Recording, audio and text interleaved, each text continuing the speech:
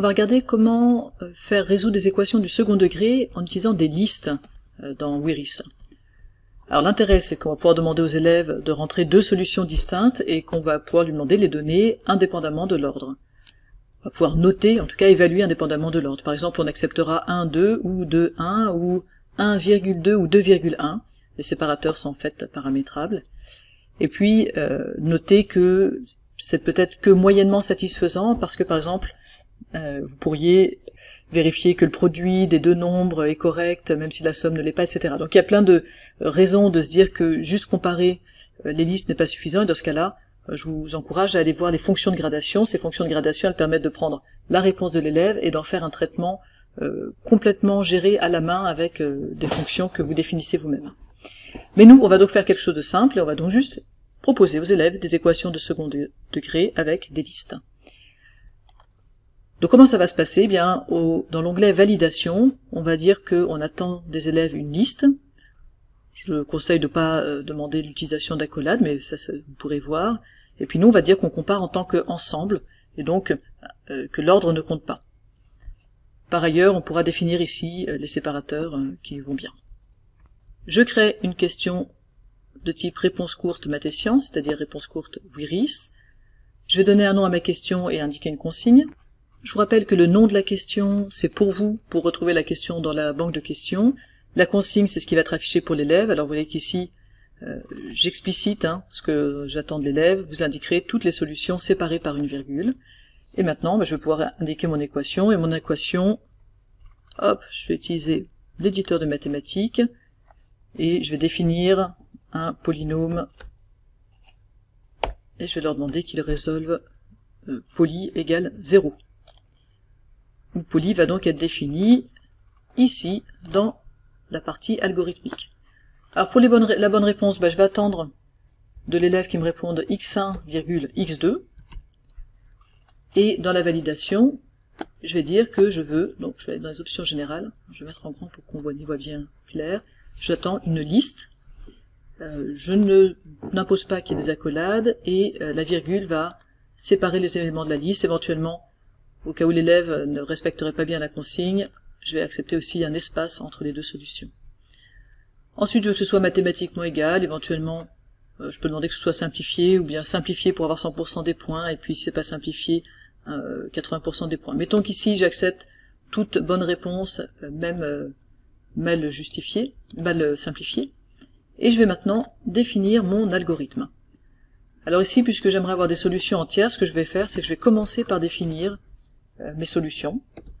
Donc je vais dire que x1 est un nombre aléatoire. Alors pour pouvoir utiliser la fonction random, il faut que je sois en anglais. Donc je passe en anglais. x1, ça va être un nombre entier compris entre -4 et 4. Et puis x2, je vais prendre, donc on veut une solution distincte, puis je ne veux pas me retrouver avec des nombres trop grands. Donc je vais demander quelque chose entre -2 et 2, mais pas x1.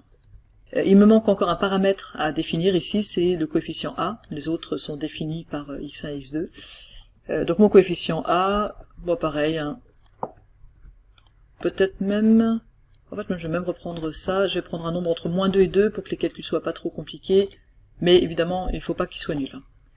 Voilà, j'ai défini x1, x2 et a. Maintenant mon polynôme, bien c'est simplement a fois x moins x1, x moins x2, et vous savez que par défaut, quand on affiche polynôme, il va l'afficher sous sa forme développée, et c'est exactement ce que je veux, donc c'est parfait.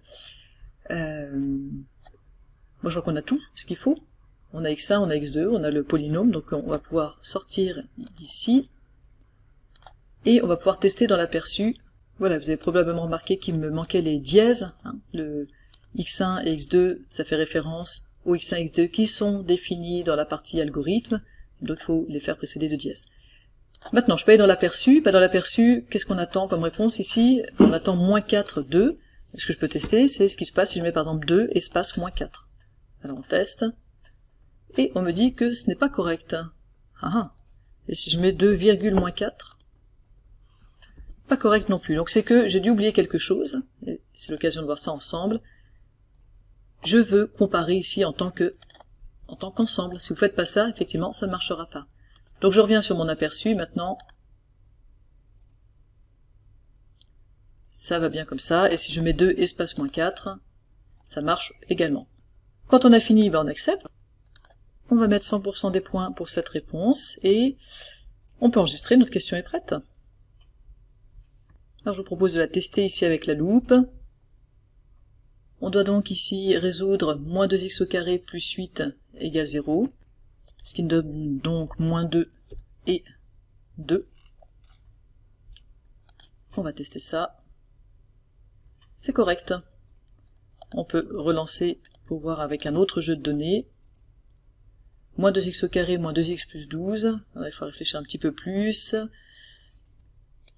On obtient 2 et moins 3, que je vais écrire volontairement pas dans l'ordre croissant et avec un espace plutôt qu'une virgule.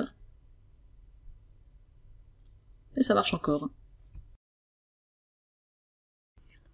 Pour terminer, vous pouvez améliorer encore cette question, notamment en proposant dans le feedback général une correction générique de la question. Donc moi, ma manière de procéder, c'est d'écrire la correction en notant au fur et à mesure les variables dont j'aurai besoin.